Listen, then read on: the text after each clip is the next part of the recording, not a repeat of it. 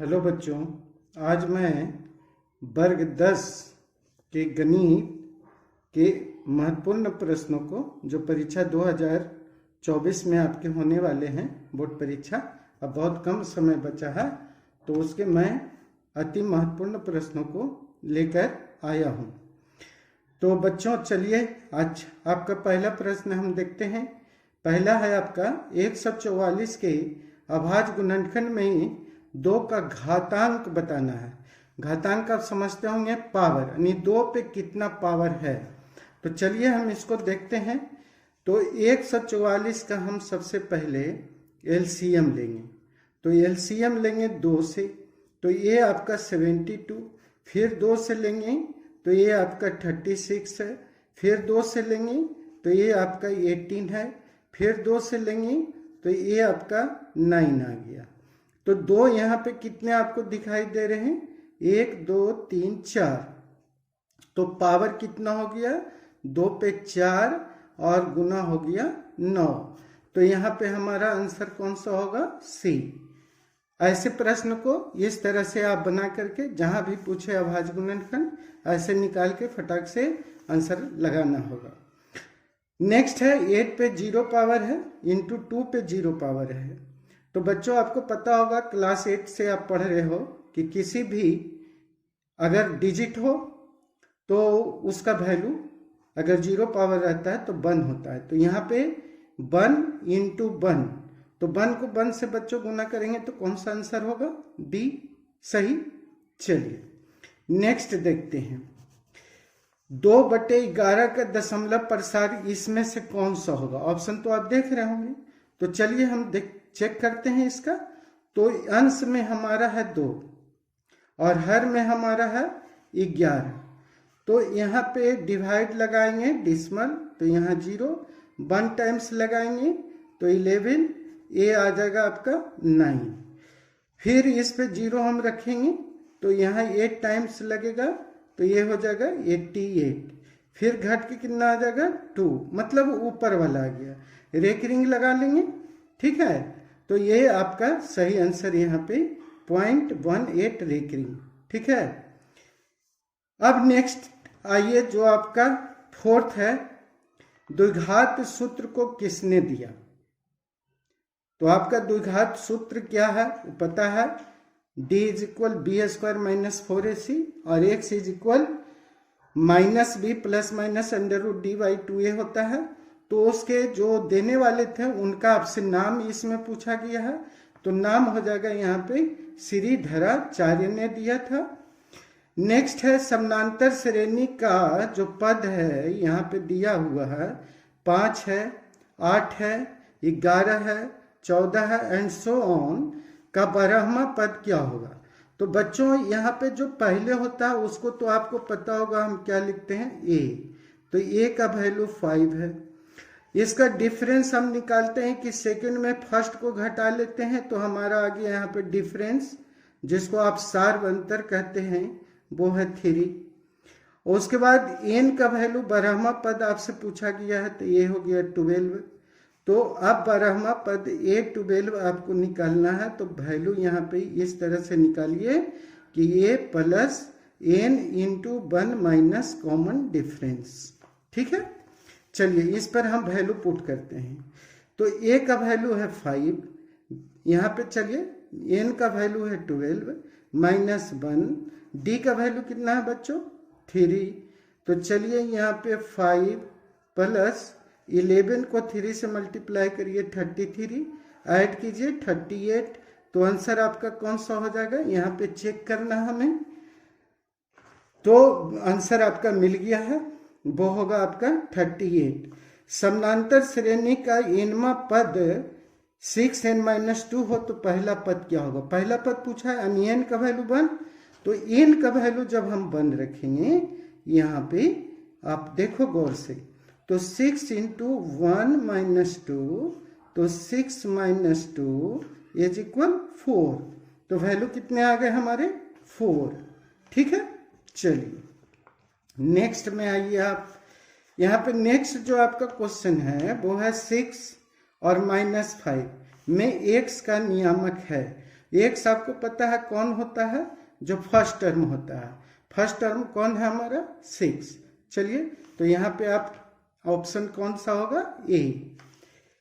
बिंदु 2 -3 में कोटि है। अब आपको पता है एक्स को भुज कहते हैं, वाई को कोटि कहते हैं, तो यहाँ पे कौन सा आंसर लगेगा, देखिए लगाइए उधर, तो लग जाएगा आपका -3 यानी ऑप्शन 8 का बी।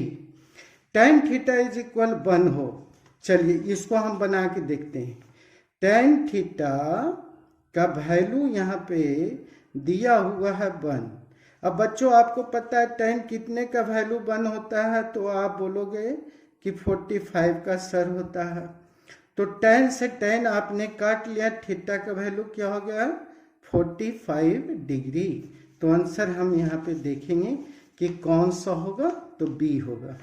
सेक square theta minus tan square, ये तो फॉर्मूला है बच्चों, इसमें हम क्या बताएं आपको, अगर याद है तो ऑप्शन चूज कीजिए, अगर याद नहीं है तो हम बताते हैं। तो इसका वैल्यू होता है 1, तो सही ऑप्शन कौन सा होगा, बी। नेक्स्ट चलिए हम नेक्स्ट चलते हैं। आपको tan थीटा इज इक्वल 4/5, तो sine theta plus cos theta का वैल्यू बताना है। tan थीटा का वैल्यू कितना है बच्चों, 4/5। चलिए tan theta is equal to 4/5 कि 3 है सॉरी, तो 3 है। तो अब एक हम समकोण त्रिभुज बनाएंगे, और इसमें tan थीटा का फॉर्मूला होता है P और बाई बी। एच हमारा एब्सेंट है, एच का आप यहाँ पे फॉर्मूला जानते होंगे, √p² प्लस b²। तो यहाँ पे b² हो गया। अब यहाँ पे p का वैल्यू हमारा है 4 और b का वैल्यू है 3, तो 4 का स्क्वायर कितना हो गए, 16, और ये हो गए आपके 9। दोनों को ऐड करेंगे कितना होंगे, 25। वैल्यू कितना निकल के आएगा, 5। तो अब हमसे क्या पूछा गया है, साइन थीटा और कॉस थीटा का वैल्यू क्या होगा।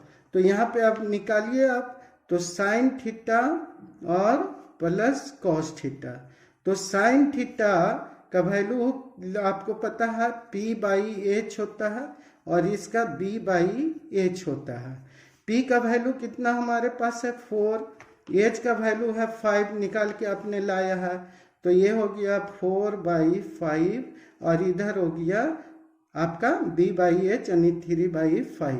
5 का एलसीएम 5, और सीधे बच्चों इन दोनों को जोड़ दीजिए 7/5। तो चलिए हम चेक करते हैं। अब आपको पता चला सी होगा, ठीक है।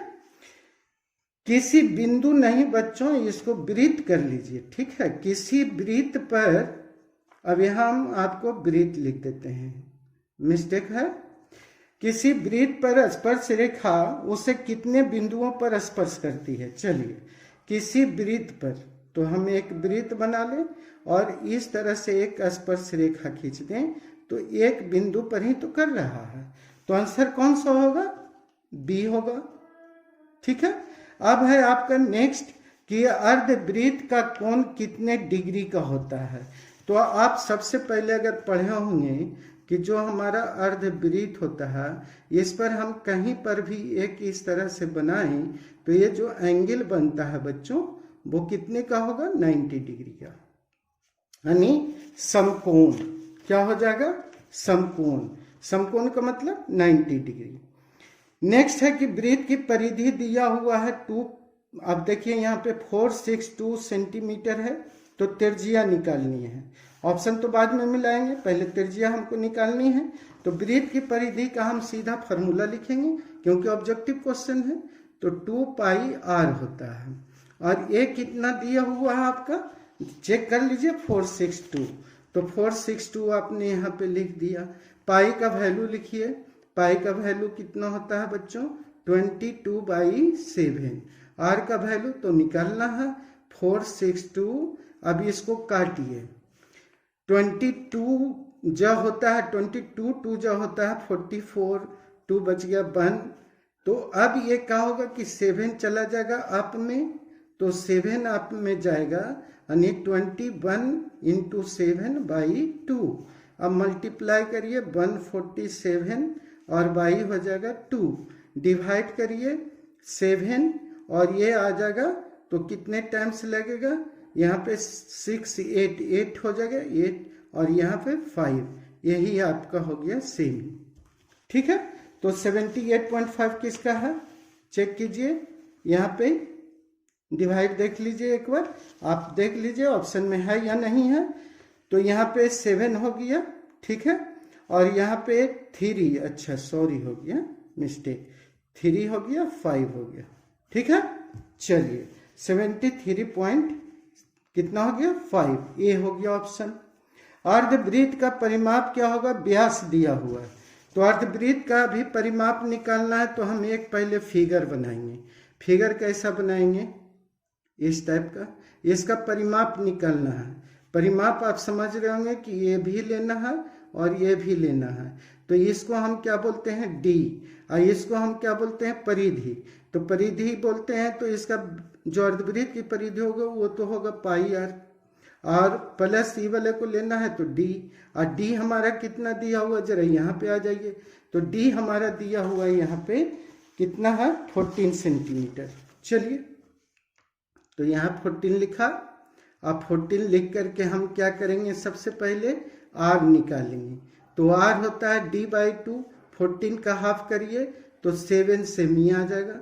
चलिए यहाँ लगाइए वैल्यू, तो लगाया हम, पाई का वैल्यू कितना होता है 22/7, आर का वैल्यू कितना होता है 7, डी का वैल्यू कितना दिया हुआ था 14, इससे इसको काट लिया और ये दोनों को ऐड कर लिया, कितना हो गया बच्चों 36 सेमी। क्लियर, चलिए ऑप्शन चेक करते हैं 36 कहाँ है, तो 36 आपका 15 का सही आंसर सी हो गया। नेक्स्ट है एक वृत्त का क्षेत्रफल दिया हुआ, परिधि निकालनी है, ठीक है, कितना है 154। चलिए अब दिया हुआ हमारा वृत्त का क्षेत्रफल, तो वृत्त के क्षेत्रफल का फॉर्मूला आपका क्या होता है पाई आर स्क्वायर, और ये कितना है 154 सेमी स्क्वायर। चलिए तो ये आपका पाई हो गया 22/7 आर स्क्वायर, और ये हो गया 154। तो इससे आपको इसको कैंसिल करना है 7 टाइम्स, ये 7 चला जाएगा, तो यहाँ पे मल्टीप्लाई करिएगा, क्यों, क्योंकि 7 × 7 करना है, तो हम क्या करेंगे मल्टीप्लाई ना करके स्क्वायर कर देंगे, स्क्वायर से इसको कैंसिल कर देंगे, और हमारा निकल चुका है 7 सेमी। अब हमको निकालना है, यहाँ पे परिधि बोला गया है, तो परिधि का फॉर्मूला बच्चों क्या होता है, वृत्त की परिधि का जो फॉर्मूला होता है बोलिए 2πr, तो 2 को हमने 2 लिखा, पाई का वैल्यू कितना होता है 22/7, आर का वैल्यू कितना होता है 7, इससे इसको काट दिया, कितना हो गया 44 सेमी। अब हम चेक करेंगे, तो आइए हमारा 44 सेमी कौन सा है सी। नेक्स्ट आइए, एक घड़ी की मिनट वाली सुई 1 मिनट में कितने डिग्री का कोण बनाता है। तो घड़ी आपने देखा होगा, जब भी घड़ी होता है तो कुछ इस टाइप का गोल पथ पे वो मिनट हो या घंटा हो या सेकंड हो, उस पे वो मूव करता है, चाहे मिनट की सुई हो, अब जिसको हम लोग क्या बोलते हैं मिनट, और जो घंटा का होता है उसको आवर बोलते हैं, जो सेकंड का होता है वो सेकंड कहलाता है। तो यहाँ पे अब जब ये चलेगा तो यहाँ से घूमते हुए आएगा और यहाँ फिर जब पहुँचेगा, तो आपसे कितना पूछा गया है यहाँ पे 1 मिनट में, तो ये वृत्त में कितने डिग्री का एंगल होता है 360 का, और 1 घंटा में कितना मिनट होता है 60, तो 60 से इसको डिवाइड किया तो कितना आ गया 6 डिग्री, तो 6 डिग्री का यहाँ पे। अब आप चेक कर लीजिए कौन सा ऑप्शन होगा डी, ठीक है। अर्धगोले का संपूर्ण पृष्ठीय क्षेत्रफल, अब संपूर्ण पृष्ठीय क्षेत्रफल बोला गया है, पूर्ण तो नहीं दिया गया है, संपूर्ण यानी 2πr² प्लस πr² यानी कि 3πr² जोड़ लीजिएगा। नेक्स्ट आइए, परिसर निकालना है किसका 24, 15, 22, 9, 10, 30 का परिसर क्या होगा। तो बच्चों इसमें सबसे पहले हमको देखना सबसे बड़ा डिजिट कौन है, जो बड़ा डिजिट है उसको हम क्या बोलते हैं उस सीमा 30 है, और जो छोटा डिजिट कौन है 9 है, उसको बोलते हैं निम्न सीमा। परिसर बराबर तो उस सीमा माइनस निम्न सीमा, यानी 30 में से 9 हम घटा दिया तो कितना आ गया 21, तो ऑप्शन कौन सा आंसर सही मारिएगा डी। चलिए नेक्स्ट आइए, अब यहाँ यहाँ पे प्रथम 5 पूर्ण संख्याओं का, पूर्ण संख्या किसको कहते हैं? तो पूर्ण संख्या बच्चों हम वैसे संख्या को कहते हैं जो 0 से शुरू होती हो। तो 0 और 1 प्लस 2 प्लस 3 प्लस 4 और प्लस यहाँ पे 4 तो 5 हो गया आपका, तो अब रहने दीजिए और यहाँ पे 5 से डिवाइड कर दीजिए। तो ये हो गया आपका 3 और 3 6 और 4 यहाँ पे 10 से 5 को डिवाइड करेंगे, टोटल वैल्यू कितनी आ गई हमारी? तो हमारी आ गई 2। तो यहाँ पे ऑप्शन कौन सा सही है बच्चों, वो आप चेक कर लीजिए, बी सही आंसर है। नेक्स्ट चलिए, प्रथम 4 सम संख्याओं का मान। अब बच्चों बताइए 4 सम संख्या, तो सम संख्या कौन होता है? जो 2 से कटता हो। तो 2 4 6 8 और 10 सम संख्या का डिफिनेशन आपको पता है कि वैसी संख्या जो 2 से डिवाइड हो। कितने संख्या का बोला है? 4 का कि 5 का? 4 का बोला है, तो 4 का बोला है तो 1 2 3 4 इसको हम हटा लेंगे और 4 ही तक हम लेंगे।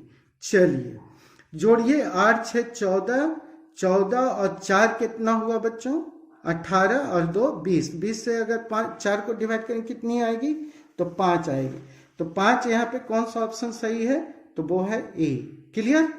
5 विषम संख्या। अब 5 विषम संख्या बच्चों जो 2 से नहीं करता हो, तो 2 से कौन कौन नहीं करता? 1 नहीं करता, 3 नहीं करता, ठीक है, 5 नहीं करता, चलिए 7 नहीं करता और 11 नहीं करता। 5 हो गया ना, 1 2 3 4 5, 5 से डिवाइड।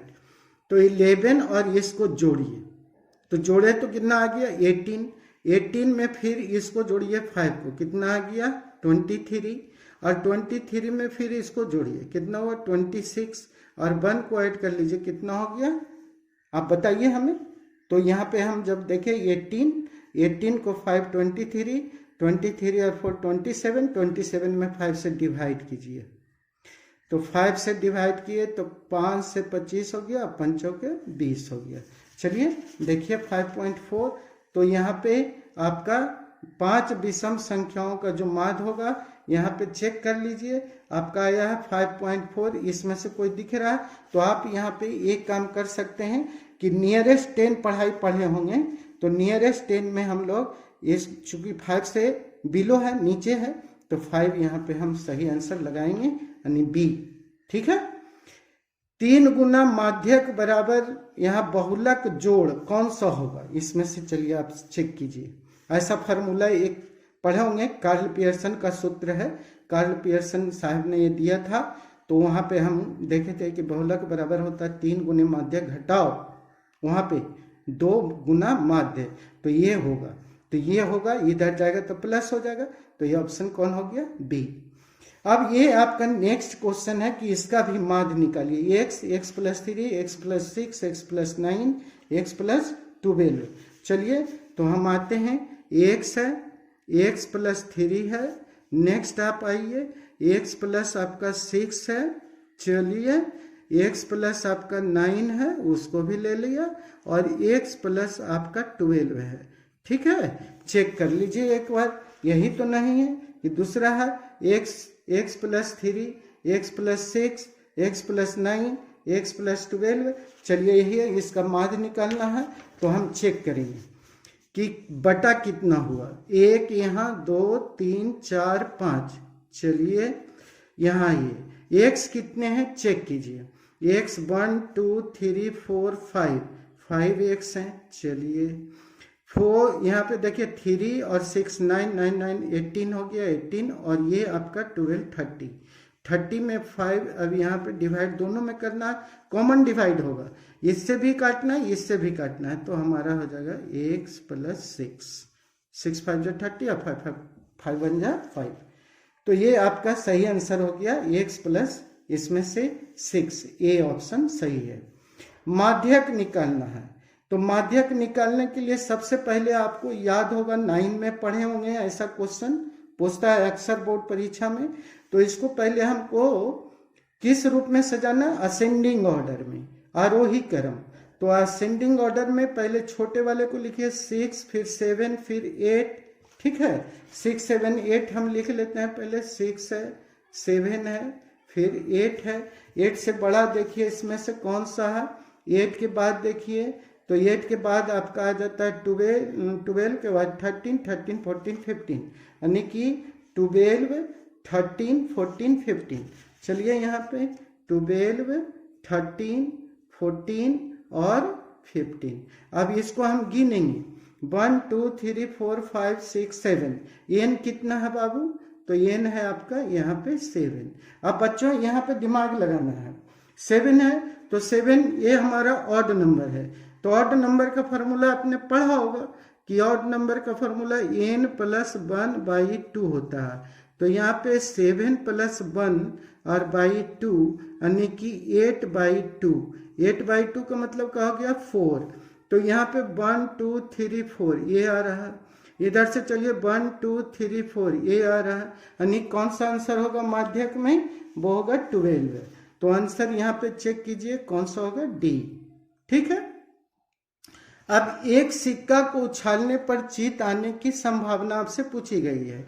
तो एक सिक्का बच्चों आपने देखा होगा, पढ़ा होगा, सुना होगा, एक हेड होता है और एक टेल होता है, तो टोटल पॉसिबिलिटी 2 है। और पूछा हमसे क्या किया है, जीत आने की संभावना, तो जीत एक ही है तो 1/2 संभावना बनेगी यहाँ पे। तो ये आपका 26 का आंसर। एक पासा फेंकने पर 5 आने की संभावना, तो एक पासा में 1 होता है, 2 होता है, 3 होता है बच्चों, 4 होता है, 5 होता है, 6 होता है।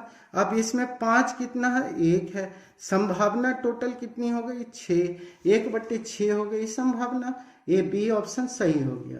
घटना ई और घटना नॉट का योग, अपनी निश्चित घटना और निश्चित घटना का योग। तो निश्चित घटना का वैल्यू होता है कितना, 1, और निश्चित घटना की वैल्यू 0। दोनों को जोड़ दिया कितना हो गया, 1। ऑप्शन कौन सा हो गया, बी। cot 90 - theta. चलिए ये तो फॉर्मूला है, ये आप बताइए हमें 29 का सही आंसर। तो cot 90 - बी का वैल्यू आपको पता होगा कि यहाँ पे बी होगा। 6 सेंटीमीटर त्रिज्या गोले से 1 सेंटीमीटर त्रिज्या के कितनी गोलियां बनेगी, गोलियों की संख्या बराबर। तो गोलियों की संख्या बराबर गोले का आयतन 4/3 पाई r³ आप बटा 4/3 पाई, गोली वाला लिख रहे हैं, 4/3 पाई स्मॉल r³। तो ये तो आपका कट गया। चलिए ये बचा 6 और ये बचा 1, तो 6 को क्यू कीजिएगा तो 216, अब 1 का क्यू तो 1 डिवाइड करिएगा 216, यही हो गया आपका आंसर। तो इसमें से बी हो गया सही। √18 का प्रमेयकारी गुणक इस क्वेश्चन में आपसे पूछा गया, √18 का। तो हम √18 को जरा सा चेक करें, 18 को हम ऐसे देखें लिख करके, तो हम लिखेंगे इसको 2 × 2 × ठीक है, यानी कि यहाँ पे 3 × 3, तो ये 3 × 3 = 9 × 2 = 18। ठीक है, तो 3 तो 2 हो गया, तो वर्गमूल इसका तो निकल गया, इसका वर्गमूल नहीं निकला। तो जिसका वर्गमूल नहीं होता है उसी से हम गुना करते हैं, उसको हम बोलते हैं प्रमेयकारी गुणक। तो ये √2 यहाँ पे प्रमेयकारी गुणक होगा, आंसर हो जाएगा आपका √2। अब चलिए हम चेक कर लेते हैं, यहाँ पे बी ऑप्शन सही हो गया। 45 और 60 का मसा बच्चों, यहाँ पे आप इस तरह से ट्रिक लगा लो कि जिस पहाड़ा से ये कट जाए वही मसा होगा। तो 15 × 3 = 45 और 15 × 4 = 60। सही आंसर कौन हो गया, सी। बस कुछ नहीं करना, परीक्षा में 2 अंक वाले का ऐसे ही मसा हम लोग निकाल देते हैं कि जिससे जो कट जाता है वही आंसर हो जाता है, क्योंकि दोनों को हमको काटना होता है। तो बस खत्म। 5005 के कितने अभाज्य गुणनखंड है। अब ये जरा सा यहाँ पे आपको एक क्वेश्चन आया है, तो इसको कुछ नहीं कीजिएगा, आप टोटल एलसीएम निकालिए। एलसीएम निकाल करके इसमें से चेक कीजिए, जितना आपका आता है वही आपका आंसर हो जाएगा। ठीक है, 5005 का। तो आप एलसीएम निकाल लीजिए और चेक कीजिए, जितना उसमें आता है वही आपका अभाज्य गुणनखंड हो जाएगा। अब यहाँ 34 में देखिए 0.17 यहाँ पे रेकरिंग है बच्चों। देखिए यहाँ पे भी ट्रिक हम आपको बताते हैं। रेकरिंग है तो आप कुछ नहीं कीजिए, जितना पर अंक पर एक रिंग रहे उसको वहां पे 9 लगाइए। अगर यहाँ पे एक अंक और रहता तो हम एक 9 और देते, लेकिन हमारा एक ही अंक है तो हम एक अंक है तो एक 9 यहाँ पे ले लिया और ऊपर में हम 7 को रख दिया। करता तो है नहीं, तो यही हमारा आंसर हो जाएगा 7/9, तो 34 का ये आंसर सही। नेक्स्ट है x प्लस वाई बराबर 3 है।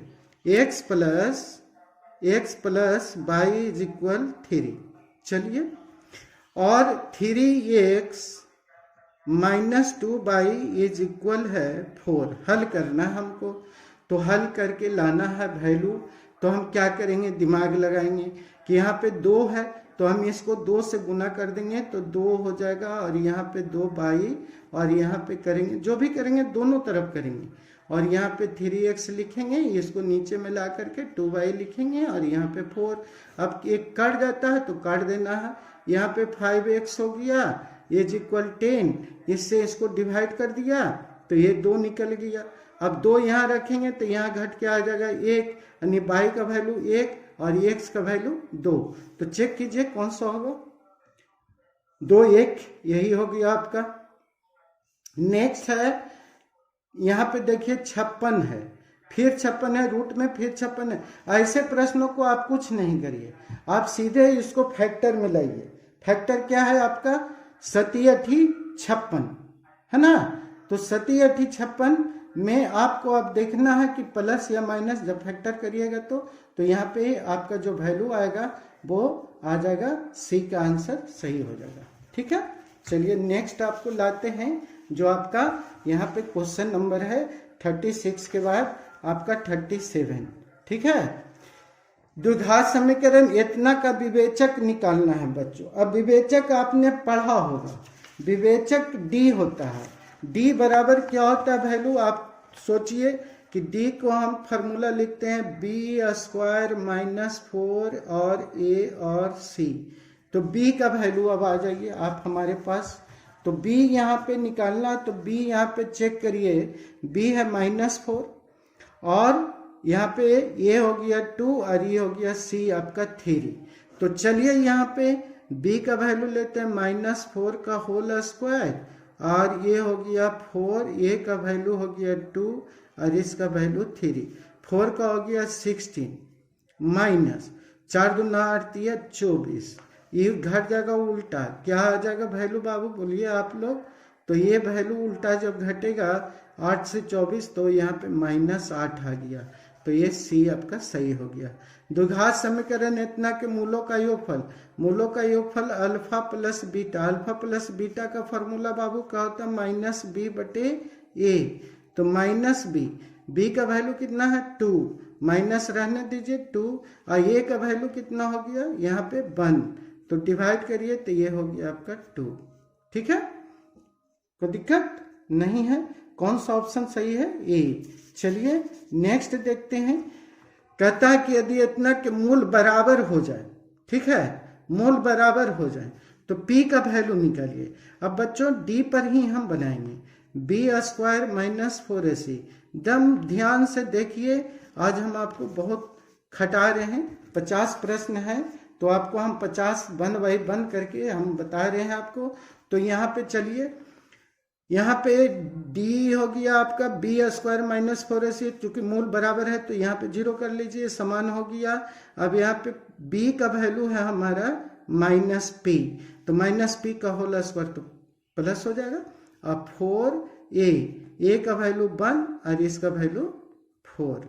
चलिए, तो p² इज इक्वल हो गया 4 4 जा 16, 16 इधर चला गया बाबू, तो 16 इज इक्वल हो गया p²।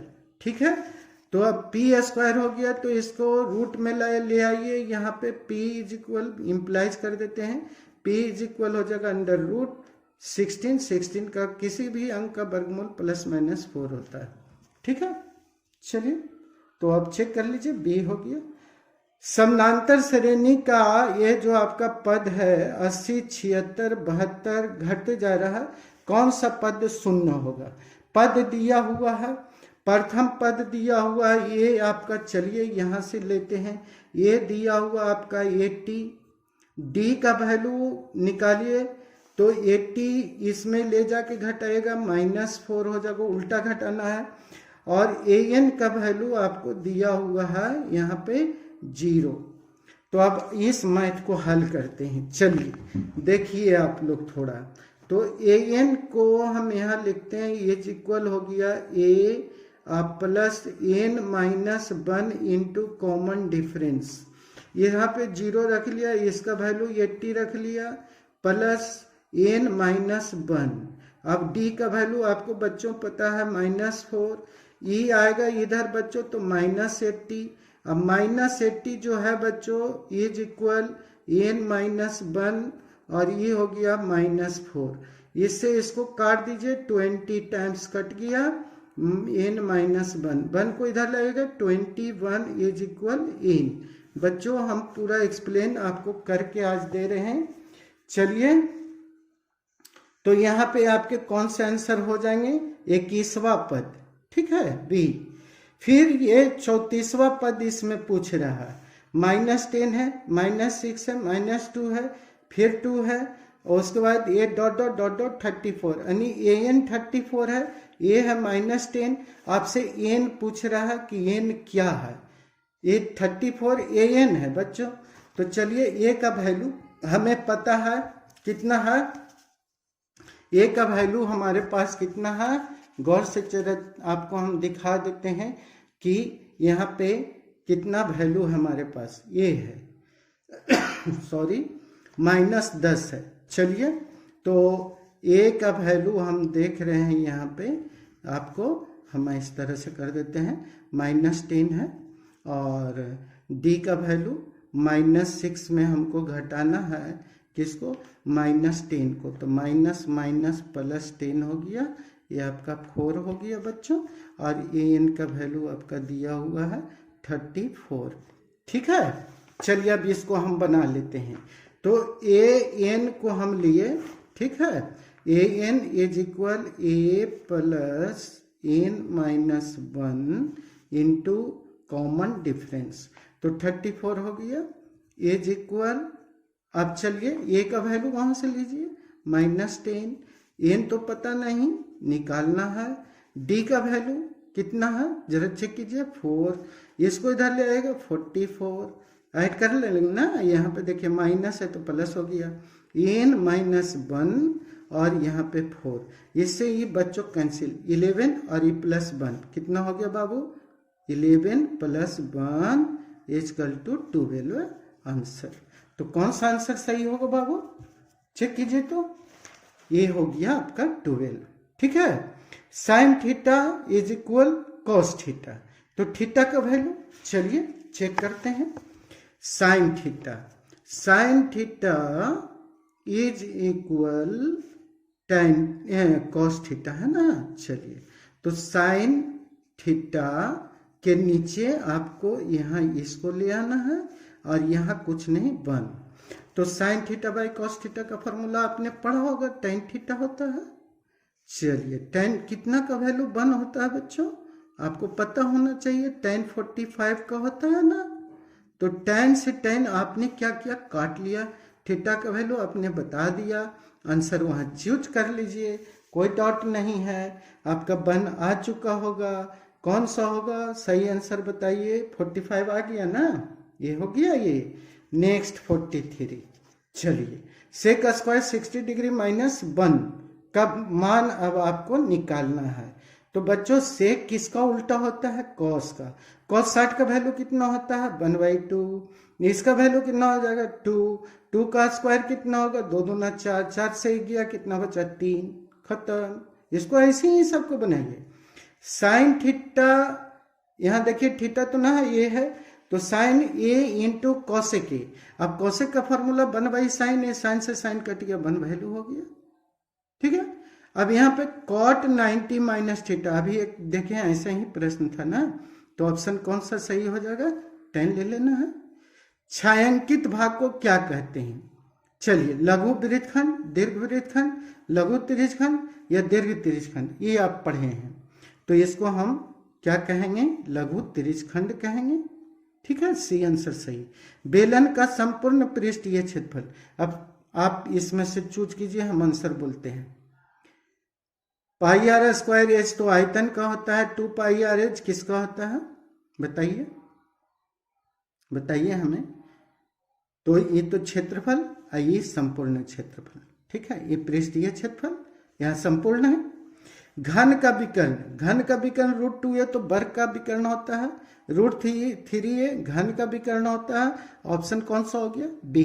तो आज बच्चों हमने आपको टोटल 50 प्रश्न करवाए हैं मैथ में, 48 करवा दिया, और ये और देखते हैं छूटा, हाँ यस यहाँ है 19, यहाँ पे तो 19 और 25 का समानांतर माध्य, समानांतर माध्य क्या करिएगा, 19 में 25 को जोड़िए और जोड़ के 2 से डिवाइड करिए, 1 2, तो ये टोटल हो गया 44, डिवाइड किया आंसर आ गया 22। ये ऑप्शन कौन सा हो गया बच्चों आपका, बताइए हमें, बी।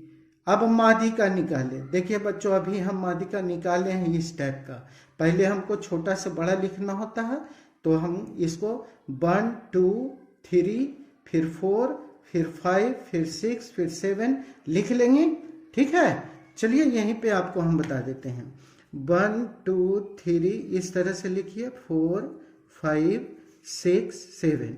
अब बच्चों n हो गया यहाँ पे विषम संख्या, विषम संख्या का फॉर्मूला होता है n + 1 भाई होता है 2, तो 7 + 1 भाई हो गया 2, टोटल हो गया 8, 8 बाई 2, 2 को कैंसिल किया, यहाँ पे हो गया 4। चलिए गिनिए, 1 2 3 4, 1 2 3 4, ठीक है, दोनों तरफ से 4 है, 4 हो गया आपका। अब इसमें से कौन सा हो गया, ठीक। तो ये बच्चों आज हमने आपको 50 प्रश्न करवा दिए, और ये सारे प्रश्न परीक्षा में पूछे गए थे, तो इसलिए आप इसे अच्छी तरीके से तैयारी कीजिए। हम ना होगा तो एक वीडियो और आपको इस तरह का देंगे, और वो वीडियो ज़्यादातर ज्यामिति लेके आएंगे, उन प्रश्नों को हम देखेंगे जो आपसे परीक्षा में ज़्यादातर गलती होने की संभावना बनी रहती है। तो आपको अगर वीडियो पसंद आया हो, लाइक कीजिए, शेयर कीजिए, नए हैं तो सब्सक्राइब कीजिए, और दोस्तों में शेयर जरूर कीजिए, कमेंट कीजिए, कमेंट के तो हम लोग भूखे होते हैं कि हाँ मैंने जो वीडियो बनाया बच्चों को कैसा लगा, उसमें आप लिख के दीजिए कि हाँ सर यह वीडियो पसंद आया, अच्छा लगा, और इस तरह के हम वीडियो आपके लिए बनाते रहेंगे, और आपको हम थकने नहीं देंगे, उबने नहीं देंगे, अच्छे मार्क्स लाने का हम अथक प्रयास करते रहेंगे कि आपके मार्क्स अच्छे आए, भविष्य आपका उज्जवल हो जाए। तो वीडियो देखने के लिए thank you for watching the video, thanks.